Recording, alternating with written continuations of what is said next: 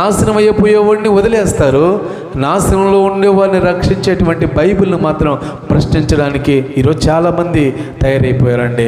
ఏదేమైనా మనం ఏం చేయాలంటే ప్రార్థన పూర్వకంగా మన జీవితాన్ని కొనసాగించుకోవాలి, ప్రార్థన పూర్వకంగా మన జీవితాన్ని ముందుకు నడిపించుకోవాలి. ఈ బైబిలే లేకుండా ఉంటే ఈరోజు నేను ఇక్కడ నిలబడి ఉండేవాడిని కాదండి. నిజంగా రాత్రి కూడా చెప్పాను, ఏమండి ఈ యేసు ప్రభువే నన్ను మార్చకపోతే ఏమంటే నా జీవితం ఎంత పనికి మాలినటువంటి జీవితం అయిపోయి ఉండేదో. ఇంకా రాత్రి చెప్పిన మాట మరలా చెప్తున్నాను, ఈ బైబిల్ కానీ నా జీవితంలో లేకపోయి ఉంటే నేను బర్రెలు మేపడానికి కూడా పనికిరాను.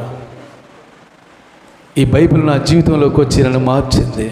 అంత భయంకరమైనటువంటి స్థితి. 10th క్లాస్ ఫెయిల్ అయిపోయాను, 4 సబ్జెక్టులు ఫెయిల్ అయిపోయాను, ఎందుకు పనికిరాను. మా తల్లిదండ్రులు అన్నారు, నువ్వు దేనికి పనికి వస్తావు, బంధువులు అన్నారు చదవలేవు పని చేయలేవు దేనికి పనికి వస్తావు. కానీ ప్రభు అలా అనుకోలా. ఒకవేళ యేసు ప్రభు నువ్వు దేనికి పనికి వస్తావు అని నన్ను అనుకో